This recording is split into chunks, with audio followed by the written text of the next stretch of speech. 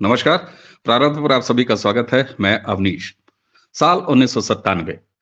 आज 2024 में साल 1997 का जिक्र मैं क्यों कर रहा हूं? क्योंकि भारतीय राजनीति आज एक बार फिर 1997 से प्रेरणा लेने जा रही है। और ये प्रेरणा सिर्फ एक प्रदेश में नहीं, बल्कि दो दो प्रदेशों में दोहराई जा सकती है। ऐसी पूरी संभावना है। साल 1997 महत्वपूर्ण क्यों है? उसकी एक तारीख है 25 जुलाई। 25 जुलाई ही वो तारीख है जब लालू प्रसाद यादव, जो कि तत्कालीन मुख्यमंत्री थे बिहार के, चारा घोटाले में जेल जाने के बाद उन्होंने अपनी पत्नी राबड़ी देवी को बिहार का मुख्यमंत्री बना दिया था।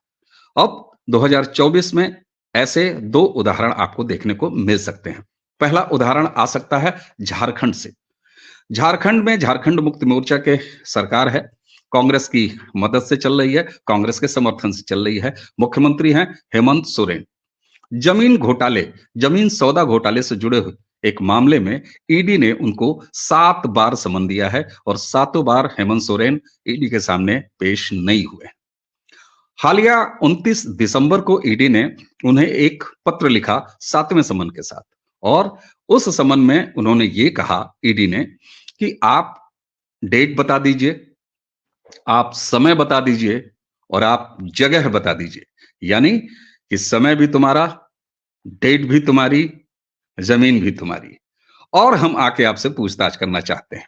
उसके बाद भी हेमंत सोरेन अभी ईडी को उस तरीके से सीरियस नहीं ले रहे हैं, लेकिन कहने को सीरियस नहीं ले रहे हैं। अंदर अंदर कितनी खलबली है कि उन्होंने अपनी पत्नी कल्पना सोरेन को बाकायदे विधायक दल का नेता चुनवाने के लिए प्रयास शुरू कर दिए हैं।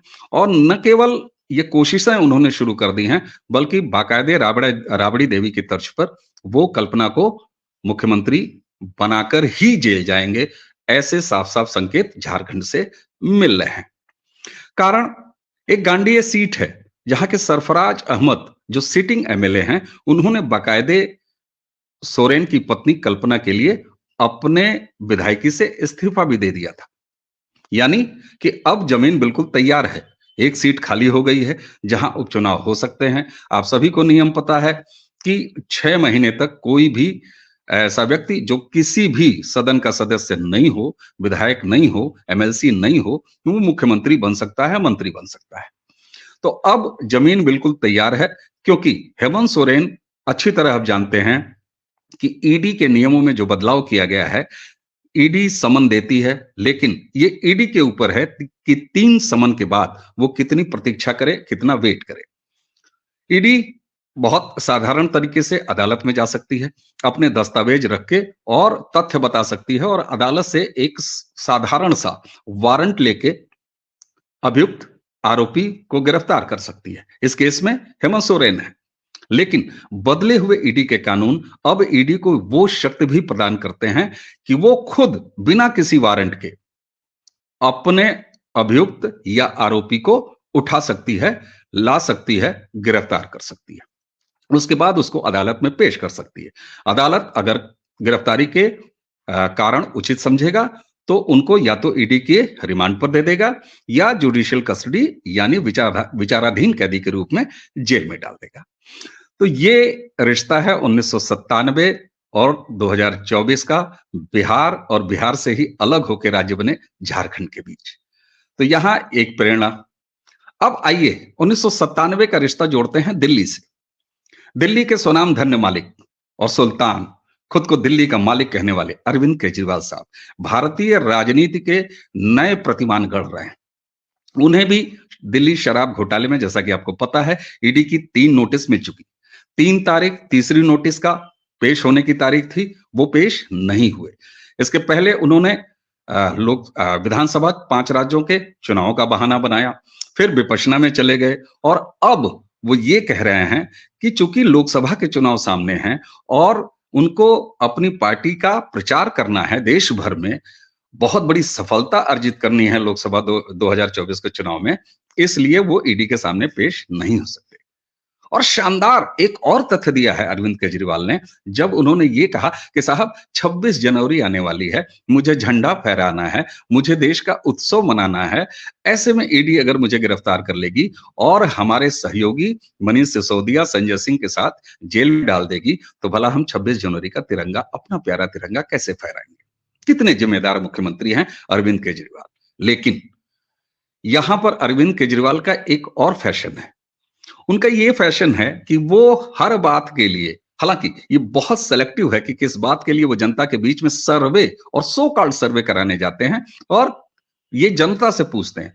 आप सभी को अगर याद हो तो पहली बार जब इन्होंने कांग्रेस के साथ मिलकर सरकार बनाई थी, तब इन्होंने कोई सर्वे दिल्ली के जनता के बीच नहीं कराया था कि इन्हें कांग्रेस का समर्थन लेना चाहिए या नहीं लेना चाहिए। ये वही कांग्रेस थी जिसको ये पानी पी पी के गाली देते थे, डायरी लेके चलते थे, वहां की स्वर्गीय मुख्यमंत्री शीला दीक्षित के खिलाफ 400-500 पन्नों की रिपोर्ट लेके चलते थे, लेकिन उन्होंने कांग्रेस के सपोर्ट से सरकार बनाई, दिल्ली की जनता से नहीं पूछा। अब वो एक फिर प्रहसन कर रहे हैं भारतीय राजनीति में, जहां उन्होंने ये कायम कर लिया है अभी तक कि अब ईडी उन्हें गिरफ्तार करती है और दिल्ली शराब घोटाले के मामले में उन्हें जेल भी जाना पड़ सकता है, तो दिल्ली की जनता, उनका ऐसा कहना है, उनकी पार्टी का ऐसा कहना है कि दिल्ली की जनता ये चाहती है कि अरविंद केजरीवाल ही मुख्यमंत्री बने रहें। यानी तिहाड़ की यात्रा के बाद भी तिहाड़ के एक सेल में, एक कोठरी में बैठ के अरविंद केजरीवाल दिल्ली के मुख्यमंत्री रहेंगे और उस संवैधानिक पद पर बनेंगे, ऐसा उनका कहना है। लेकिन अरविंद केजरीवाल रेवेन्यू सर्विसेज के अधिकारी, वो खुद को पढ़ा लिखा कहते हैं जब वो प्रधानमंत्री पर हमला करते हैं। अरविंद केजरीवाल को सब कुछ पता है कि वो कितने गहरे फंस चुके हैं शराब घोटाले में।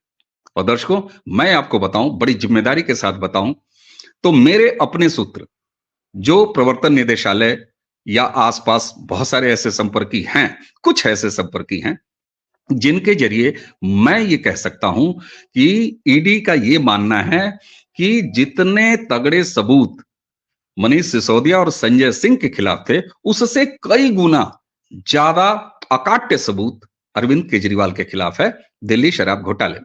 तो ऐसे में खुद अरविंद केजरीवाल बहुत अनुभवी हैं इन मामलों के। अपने नौकरी के दौरान उन्होंने इस तरह के तमाम केसेस देखे हैं, वो जानते हैं कि उनका जेल जाना तय है, अब वो नहीं बच सकते।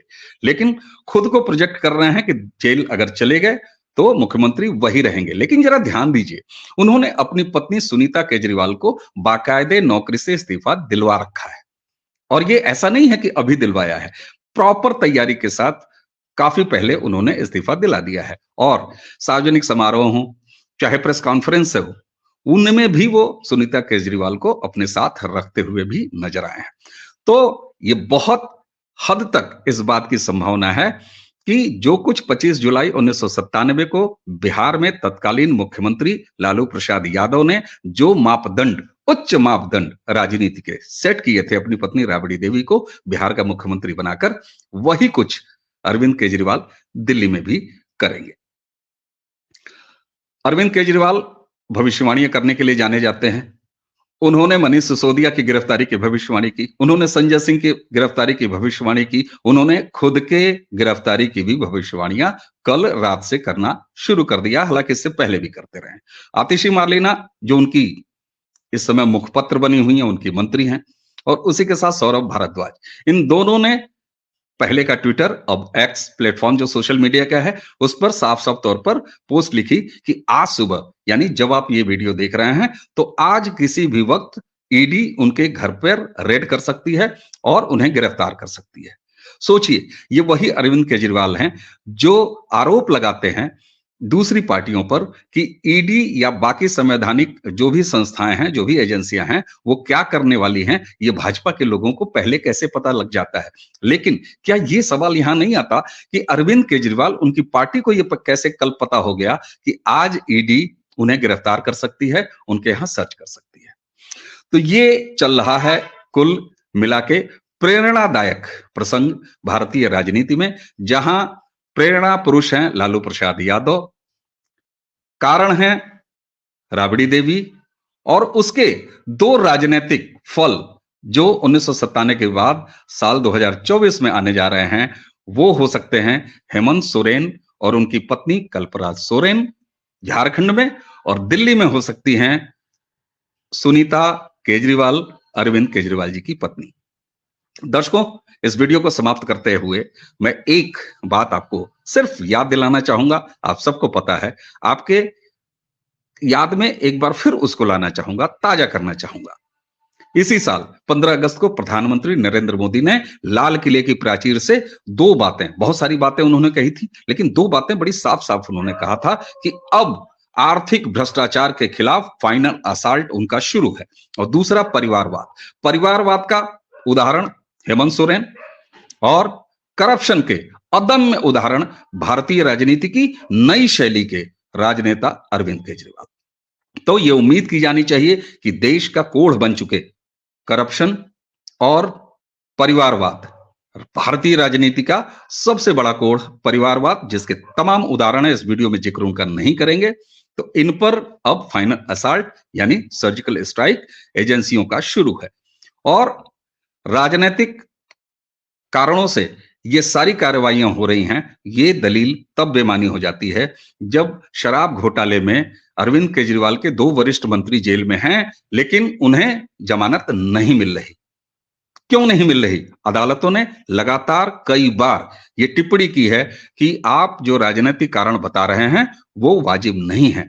तकनीकी आधार पर आपने गलतियां जो की हैं, ईडी के पास उसके सबूत हैं, और आप सबको पता है कि ईडी के पास ऐसे अकाट्य सबूत होते हैं क्योंकि वो मनी ट्रेल पर चलती है, वो पैसे के एक जगह से दूसरे जगह मूवमेंट पर चलता है। और रुपया सर एक जगह से दूसरी जगह जब चलता है दर्शकों, तो अपने निशान छोड़ जाता है। और यही वजह है कि ईडी के पेश किए हुए सबूत अकाट्य होते हैं, अदालत उसे स्वीकार करती है। यह बात हेमंत सोरेन भी जानते हैं, ये बात अरविंद केजरीवाल तो उनसे भी ज्यादा अच्छी तरह जानते हैं। तो हमें उम्मीद है कि अब यह देश करप्शन पर सर्जिकल स्ट्राइक को अपनी मंजिल पाते हुए देखेगा। और इसी के साथ ये दुर्भाग्यपूर्ण जरूर है, लेकिन 1997 का वो मंजर जब एक भ्रष्टाचारी चारा घोटाले में जेल गए, अपनी पत्नी को अपनी कुर्सी सौंपी, ऐसे ही दो उदाहरण झारखंड और दिल्ली में भी देखने को मिल सकते हैं। तो उम्मीद की जानी चाहिए कि यह देश अब करप्शन फ्री की तरफ चल पड़ा है, जिस कमिटमेंट के साथ चल पड़ा है वो लगातार जारी रहेगा। देखते हैं क्या होता है, आगे कुछ और अपडेट होगा तो निश्चित ही आपके बीच आऊंगा। तो इस वीडियो को समाप्त करने की यही आज्ञा दीजिए। आप सभी को नमस्कार, प्रणाम।